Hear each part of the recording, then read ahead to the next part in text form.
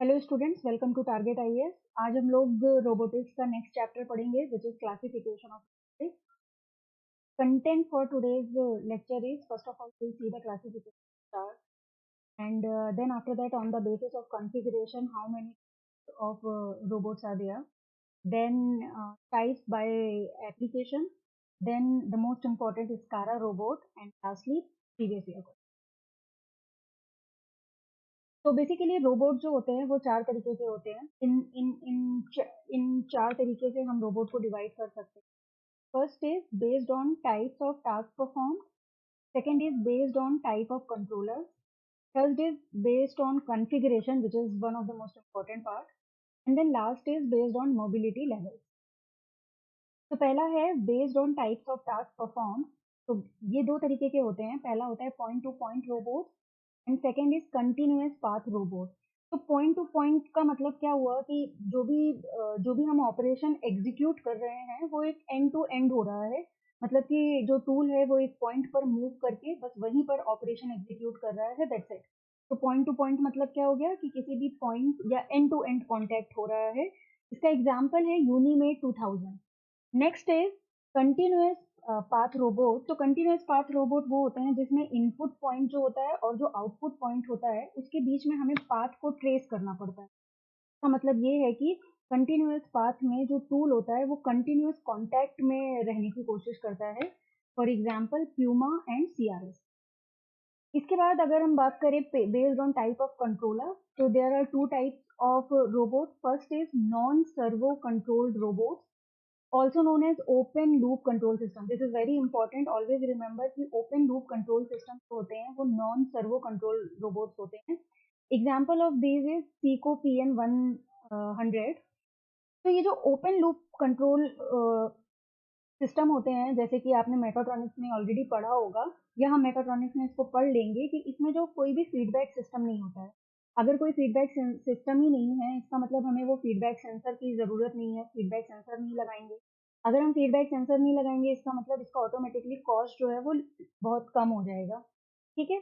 And it is a non servo motor, और you can say कि इसमें जो मोटर यूज़ करते हैं that is stepper motor control. It is stepper motor control. इसमें हम पॉइंट फंक्शन का यूज करते हैं, that means discrete type of mechanism होता है। इसका एप्लीकेशन इज लाइक लोडिंग और अनलोडिंग और स्पॉट वेल्डिंग में यूज करते हैं। सेकेंड है सर्वो कंट्रोल रोबोट और also known as close loop control system. This is also very again very important. You should know that control loop close loop control system are basically servo control robot. Since इसमें feedback system होता है तो of course हमें एक error पता चलती है, वो एरर हमें सेंसर को भेजना होता है, सेंसर उसको कंट्रोलर को भेजता है। तो it is a continuous type of process. इसका एग्जांपल है arc welding and spray painting. Next है based on configuration. Based on configuration there are four types of robot: partition coordinate robot, cylindrical coordinate robot, spherical coordinate robot and revolute और articulated coordinate robot. इनको हम अभी इसके बाद देखेंगे। Next अगर हम जाएं बेस्ड ऑन मोबिलिटी लेवल्स, तो based on mobility levels there are two types of robot: robot with fixed base या ऑल्सो नोन एज मैनिपुलेटर। इसका मतलब ये हो गया कि जिनका बेस जो है वो फिक्स्ड होता है, या in another words you can say कि वो रोबोट जो एक ही जगह पे स्टेशनरी होते हैं, जो जो बिल्कुल फिक्स हैं, उन्हें बोलते हैं robot with fixed base. Second होते हैं मोबाइल रोबोट्स, मतलब कि जो इधर उधर मूव कर सकते हैं, जिनमें जो स्टेशनरी नहीं होते हैं, जिनका बेस जो होता है वो फिक्स नहीं होता है, those are known as mobile robots. Mobile robot भी बहुत तरीके के होते हैं: wheeled robots, track robots, multi legged robots. These are the diagram. This diagram is for wheeled robots and this diagram is for multi legged robots. Now coming to robots type on basis of configuration, which is very important. So first is Cartesian coordinate robots. इसे हम linear robot भी बोलते हैं। इसका इसको linear robot क्यों बोलते हैं? क्योंकि इस कार्टेशियन कोऑर्डिनेट रोबोट्स में जितने भी मूवमेंट होते हैं वो सिर्फ वो X Y and Z direction में होते हैं, और सारे मूवमेंट जो होते हैं वो लीनियर होते हैं। They move in a straight line and they have either sliding और प्रिज्मेटिक जॉइंट। इसलिए इनको डिनोट हम इधर ट्रिपल एस और ट्रिपल पी, यानी कि इसे 3P रोबोट भी बोला जाता है। इधर इट इज 3S और 3P रोबोट। वाई? बिकॉज इधर इसमें सारे जॉइंट स्लाइडिंग होते हैं और प्रिज्मेटिक होते हैं, corresponding to moving the wrist up down in out and back. इसका जो वर्क वॉल्यूम होता है वो क्यूबॉइड की तरह होता है, ये it is very suitable for pick and place type of operation, for 3D printing or for arc welding. Cartesian coordinate robots with horizontal members supported at both ends are sometimes known as gantry robot. They are often quite large. इनका example है IBM RS1 Sigma robot. Advantages of these robot is it has very high speed. इनकी cost बहुत कम होती है. These are easy to program. They have high accuracy. Their operation is very simple. This is the here in this diagram आप बहुत अच्छे से देख सकते हैं कि कैसे इनका जो मूवमेंट है. ये देखिए, ये स्लाइडिंग मूवमेंट है इन एक्स डायरेक्शन, देन ये स्लाइडिंग मूवमेंट है in Y direction, and then this is sliding movement in Z direction. तो इसीलिए क्योंकि इसमें तीनों जो जॉइंट हैं वो स्लाइडिंग या प्रिज्मेटिक हैं, इसे 3S या 3P बोला जाता है. ठीक है. Next is cylindrical coordinate robots. इसमें 2 लीनियर एक्सिस होती हैं और एक रोटरी एक्सिस. वैसे सुनो, सिलेंड्रिकल कोऑर्डिनेट रोबोट्स में 2 लीनियर एक्सिस होती है, यानी 2 स्लाइडिंग मोशन होते हैं, बट एक रोटरी मोशन होता है. अगर क्योंकि इसमें 2 लीनियर मोशन होते हैं, इसलिए इधर we are writing as a 2P और 2S और 2L because they have 2 linear motion and they have 1 rotary motion, इसलिए 1T has been used, or you can write V also because we also use V for revolute joint. If there is a revolution, then we use it as a V. So basically इसको we can represent as TPP or TSS or LTL or LVL because it has 2 prismatic or sliding joint and 1 rotary joint. Next is it is used to handle parts and objects in manufacturing, die casting, foundry, assembly, etc.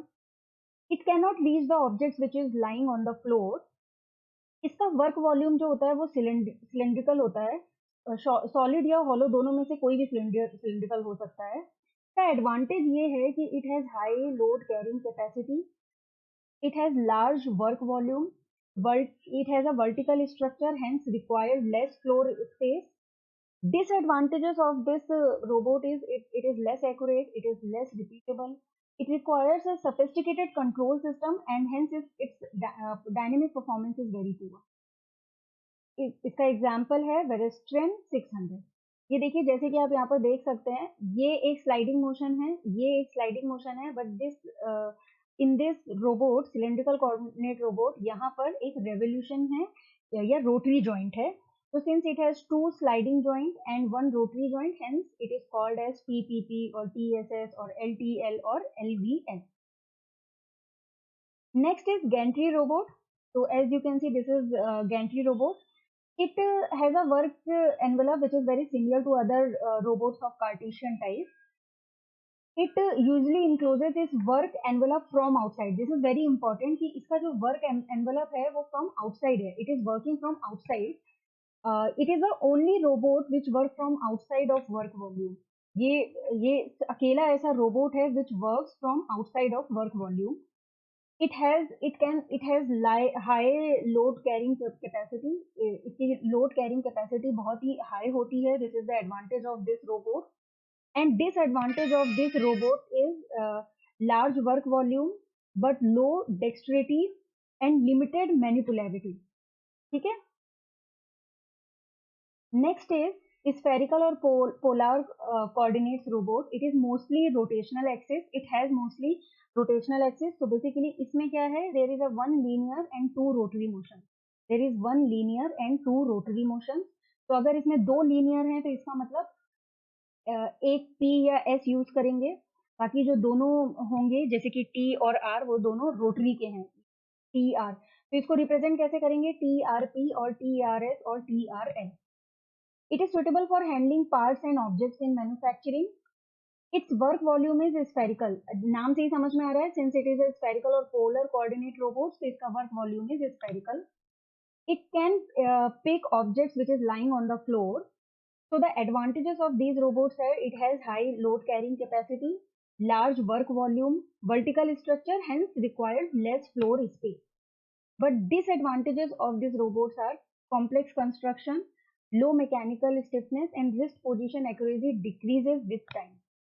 Application is welding, spray painting, machining, and the example of this robot is Unimate 2000D. जैसे कि आप यहाँ पर देख सकते हैं सिर्फ एक ही लीनियर मोशन है बट रोटरी मोशन दो rotary motion. Coming to next is articulate or revolute coordinate robot. These are also known as jointed arm robot. याद रखना इसको jointed arm robot भी बोलते हैं, 3R robot भी बोलते हैं या anthropomorphic robot भी बोलते हैं।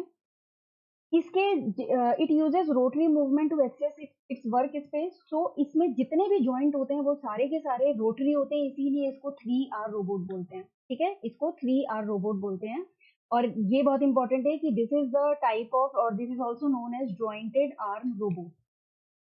So it is usually the joints are arranged in a chain so that one joint supports another further in the chain. तो ये एक दूसरे के साथ एक चेन की तरह अटैच रहते हैं और एक चेन का मूवमेंट दूसरे चेन में transfer. This type of configuration is kind of similar to human arm. For example, it is very much analogous to the like we have a shoulder, we have a elbow, and then we have a wrist. तो articulate और revolute coordinate robots जो होते हैं वो कहीं ना कहीं human arm की तरह होते हैं। इसका जो फंक्शन होता है जैसे हमारे शोल्डर और एल्बो का फंक्शन होता है, एल्बो और रिस्ट का फंक्शन होता है, और जिस तरीके के हमारे जॉइंट होते हैं ह्यूमन आर्म के जैसे जॉइंट होते हैं, this configuration is also has such joints like human shoulder, elbow and wrist. It is represented as TRR or VVR because it has all the joints are rotary, hence it is TRR or VVR, all representing rotary joints. Application of this robot is gas welding, spray painting and die casting. Advantage of this robot is high speed and high accuracy, most dexterous structure. Disadvantage of this robot is dedicated controller except PLC. So we need a dedicated controller for this robot. Example is T3 and Puma. Example is T3 and Puma. This is the diagram for articulate or revolute coordinates robot. As you can see here, all the motion is rotary, no sliding motion. Everywhere there is a rotary motion. Hence, it is known as jointed arm robot. Why does it call it jointed arm robot? Because this is very similar to human arm. It is analogous to human shoulder, elbow, and wrist. For example, you can see this has a human shoulder, elbow, and wrist. So this is quite similar to human arm. Okay, it has only rotary motion, hence it is known as jointed arm robot or 3R robot, represented as TRR or VVR, TRR or VVR. Next is robot types by application. So first is industrial robot. So basically industrial robot वो हो गए जो industry में use किए जाते हैं for welding, for material handling, for painting or for any other application. By application, these type could also include some automated guided vehicle or robots. जैसे कि ये जो भी रोबोट इंडस्ट्री में यूज हो रहे हैं for any function for any operation are known as industrial robot.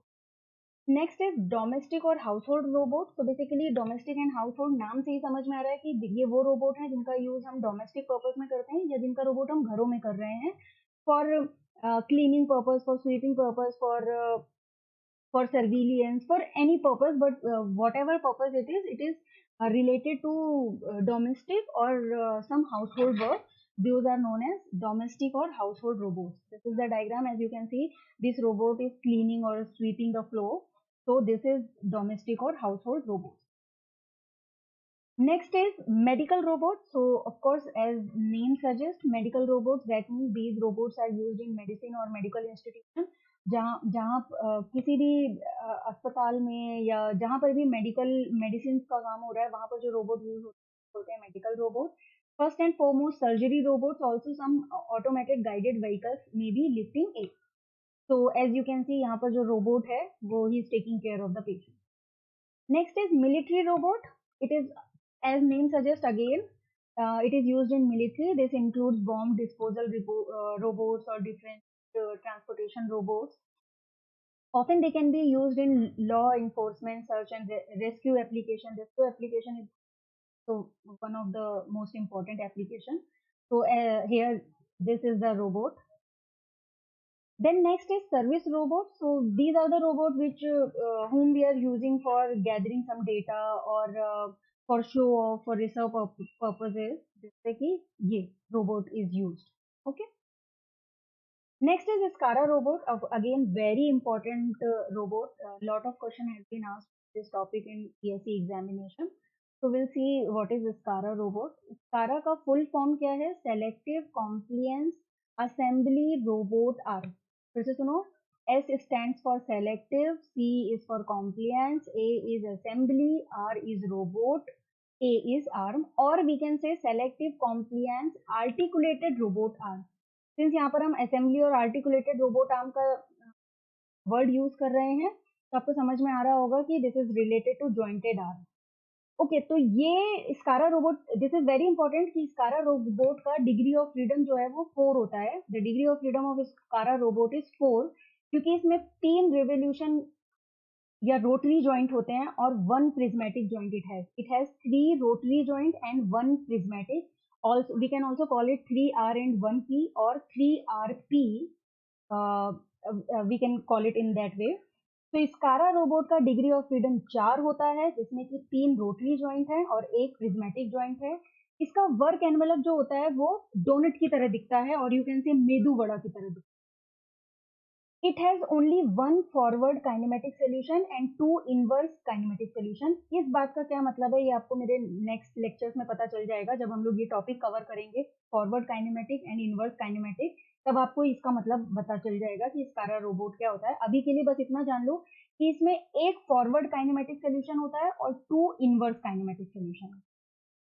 ये ऐसा दिखता है SCARA robot. As you can see कि this is the function where it has the prismatic joint. यहाँ पर ये स्लाइडिंग मोशन करता है. यहाँ पर इसका एक रोटरी पार्ट है. From this it has a rotary section and from here it has a rotary section. So basically this axis has rotary section, this axis has rotary section and this axis has rotary section. Okay. The robot was developed under the guidance of Hiroshi Makino, a professor at the University of Yamanashi. तो ये जो robot है इसको develop किसके guidance में किया गया है? Hiroshi Makino. It is similar to jointed arm robot as I have already told you. नाम से ही समझ में आ रहा है आर्टिकुलेटेड रोबोट मतलब jointed arm robot, except the vertical axis is used for shoulder and elbow joints to be compliant in horizontal direction with vertical insertion task. इसका मतलब क्या हो गया कि ये जो आर्म है ये जेड एक्सिस में रिजिड है and it is flexible in X and Y direction. ठीक है, और ये ताकि it is allowed to do adjust to holes in X and Y axis. तो कॉम्प्लियंस का मतलब क्या होता है? कॉम्प्लियंस का मतलब ये होता है कि जो रूल हम उससे फॉलो कराना चाहते हैं. ठीक है, तो इसका मतलब क्या हो गया कि ये एक्स एंड वाई डायरेक्शन में आर्म को मूव करे ये हम चाहते हैं एंड जेड एक्सिस के अराउंड ये इंसर्शन टास्क करे. जेड एक्सिस के अराउंड ये इंसर्शन टास्क करे. तो जैसे कि डायग्राम में आपने देखा था यहाँ वाले रोटरी जॉइंट से यहाँ वाले रोटरी जॉइंट से यहाँ वाले रोटरी जॉइंट से और यहाँ वाले रोटरी जॉइंट और ये सारे रोटरी जॉइंट से it can move. But here are compliance is to कि इसको एक्स और वाई डायरेक्शन में ये आर्म मूव करे और जो इंसर्शन है वो जो है वो Z axis. Okay. Now this feature allows the arm to extend into confined areas and then retract or fold up out of way. This is beneficial for transferring parts from one cell to another or loading or unloading process station that are enclosed. तो ये क्या करता है basically इसमें जो इसका जो and effector है वहां से ये जेड डायरेक्शन में कोई भी इंसर्शन टास्क कर सकता है वाइल जितने भी रोटरी वाले पार्ट हैं वहां से उसका एक्स एंड वाई डायरेक्शन में मूवमेंट है. एप्लीकेशंस क्या हैं? असेंबली में यूज कर सकते हैं, मशीन लोडिंग में यूज कर सकते हैं. We can use this robot for packaging. It is best suited for planar task. Advantages of these tasks is high speed है, it is great for assembly, provide larger work envelope, and this configuration provides high stiffness to the arm in vertical direction and high compliance in horizontal direction. Compliance मतलब हमने अभी क्या बताया था कि वो चीजें वो रूल्स जो हम फॉलो करवाना चाहते हैं. तो ये हॉरिजॉन्टल डायरेक्शन में इसका कॉम्प्लियंस बहुत हाई है, बहुत अच्छा है. ये हॉरिजॉन्टल यानी एक्स एंड वाई डायरेक्शन में आर्म को बहुत आराम से मूव कर सकता है और जेड एक्सिस में ये इंसर्शन था. लिमिटेशंस क्या है? Of course it requires a very sophisticated controller. Programming is very complex other than compare to other 3 configuration जो हम लोगों ने पढ़े उससे इसकी प्रोग्रामिंग ज्यादा कॉम्प्लेक्स है. Now moving ahead, we'll do previous year questions. तो first question है which has been asked in ESE 2017 that consider the following related to robot kinematics with reference to the SCARA robot. तो देखिए क्या बोल रहा है कि shoulder and elbow rotational axis are vertical. बिल्कुल करेक्ट है. अभी अभी हमने देखा कि इसका जो shoulder और elbow rotational axis है वो vertical है. Robot could perform insertion task along vertical direction. ये भी बिल्कुल सही है. अभी हमने पढ़ा कि ये जो भी इंसर्शन टास्क परफॉर्म करता है वो जेड एक्सिस में करता है और जो आर्म मूव होती है वो एक्स एंड वाई डायरेक्शन में मूव होती है. ठीक है. It's general configuration is analogous to human arm. Actually जैसा कि हमने आपको पढ़ाया है according to that this is correct, but UPSC ने 2017 में इस पॉइंट को करेक्ट नहीं माना था. उन्होंने उन्होंने जो आंसर करेक्ट माना था वो था कि only 1 and 2 are correct. But if we'll see it in a broad way, this configuration is actually analogous to that of human arm. We'll see next question. This question has been asked in 2018 that the degree freedom of SCARA robot is 4. जो हम लोगों ने अभी पढ़ा कि 3 rotary है और एक प्रिज्मेटिक है, तो इसका मतलब डिग्री ऑफ फ्रीडम कितना हो गया? 4. Next is, which of the following symbols are used as the notation for designating arm and body of robot with jointed arm configuration? See, उन्होंने indirectly ये question पूछा है. अगर ये it is talking about jointed arm configuration, that clearly means कि they are talking about SCARA robot. They are talking about SCARA robot. तो if we are talking about SCARA robot, तो हमें ये पता है कि SCARA robot में कोई भी linear joint नहीं है. ठीक है. तो इसका मतलब क्या हो गया कि ये और ये तो डायरेक्ट रॉन्ग हो गए. तो इसका मतलब करेक्ट पार्ट क्या हो गया? टी आर आर और V R R. T R R और V R R. Next is this question which has been asked in ESE 2020 PYQ. So see, SCARA configuration provides substantial rigidity for robot in vertical direction but compliance in horizontal direction. And a special, this is correct of course. अभी हम लोगों ने पढ़ा कि हमारा M क्या होता है कि we want this robot to move its arm in X and Y direction, that means in horizontal direction, and to perform operation in vertical direction. That is what I told you कि insertion task अगर वो perform करेगा तो it will perform in vertical direction. Second statement is a special version of Cartesian coordinate robot is SCARA robot which has a very high lift capacity as it is designed for high rigidity. हमें पता है कि ये wrong है. क्यों wrong है? क्योंकि SCARA robot Cartesian coordinate robot नहीं होता है. ये क्या होता है? It is a form of articulated robot या ज्वाइंटेड आर्म रोबोट. ओके. तो इसका मतलब statement 2 is wrong and statement 1 is correct. Okay students, thank you.